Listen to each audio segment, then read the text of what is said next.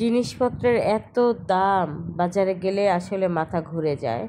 তারপরও যেহেতু পেট আছে, খেতে হবে, বাজার করতেই হবে। তো আগে যেখানে মন ভরে সবজি কিনতাম, এখন আর মন ভরে সবজি কেনা যায় না। তো আসসালামু আলাইকুম, সবাই কেমন আছেন? আমি সকালবেলা ঘুম থেকে উঠে নাস্তা খেয়েই বাজারে গিয়েছিলাম। মানে মেয়ের পরীক্ষা, স্কুল থেকে আসার সময় বাজার করে নিয়ে আসছি। একদমই অল্প বাজার, কারণ এইখানেই 500-600 টাকার মতো বাজার চলে গেছে। কাঁচা সবজি বাজারে যদি এত টাকা চলে যায়, তাহলে তার অন্যান্য জিনিস আছেই। তা আমি এখানে পেঁয়াজ পাতা দেখে পেঁয়াজ পাতা নিয়েছি, বেগুন, ফুলকপি, তারপরে একদম দেশি আলু। 150 টাকা কেজি আলু, ভাবা যায়। দেশি আলু নিয়েছি, কারণ ফুলকপি দিয়ে আলু দিয়ে মাছ রান্না করব, আর সেই সাথে পেঁয়াজ কলি আর আলু দিয়ে একটা ভাজা করব, আর টমেটো ভর্তা করব। তো যাই হোক, এখন শীতের মধ্যে কিন্তু এই ধরনের সবজি খেতে খুবই ভালো লাগে, আর শীতের মধ্যেই সবজি হরেক রকম সবজি পাওয়া যায়। আর আমি বাইরে যাওয়ার আগে এইখান থেকে ফ্রিজে থেকে মাছ বের করে রেখে গেছি, কারণ মাছটা ছুটতে বা খুলতে একটু সময় লাগবে। তো যেহেতু আমি বাইরে গেছি, আমি ভাতটাও রান্না করে গেছি, শুধুমাত্র তরকারিটা রান্না করব। তো সব কিছু কেটে আমি রান্না করতে চলে আসছি। আর আমি ফুলকপিটা যেভাবে রান্না করি, ফুলকপিটা হালকা ভাপ দিয়ে নেই, কারণ হালকা ভাপ দিয়ে নিলে আপনি একটু কষা তেলের মধ্যে ভেজে রান্না করলে এটার যে হালকা কাঁচা গন্ধ সেটা চলে যায়।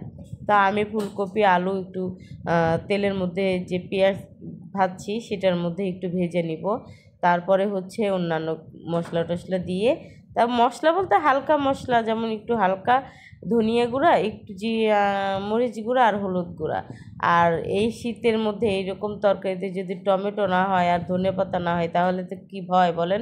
কিন্তু দুঃখের বিষয়, আমার ঘরে টমেটো এই ধনিয়া পাতা ছিল না। তা কালারটা এত সুন্দর আসছে, এরকম পাতলা ঝোল তরকারি কিন্তু এখন খেতে খুবই ভালো লাগে।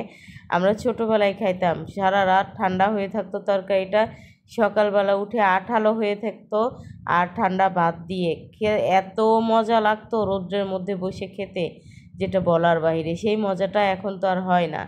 আর এখানে আমি এই যে পেঁয়াজ আলু কেটে নিছি, পেঁয়াজের কলি আর আলুটা, এটা আমি মানে আমার খুবই পছন্দ, এই জন্যই খুব খেতে মন চাইলো, দেখেই নিয়ে আসছি। অনেকেই শুটকি দিয়ে ভাজি করে, চিংড়ি মাছ দিয়ে ভাজি করে, তবে আজকে আমার ঘরে শুটকি মাছও নয়, চিংড়ি মাছও নয়, যার কারণে আমি এমনি আলু ভাজির মতো ভাজি করছি। আর এই ভাজিটা এত মজা হয়েছিল, যেটা বলার বাইরে।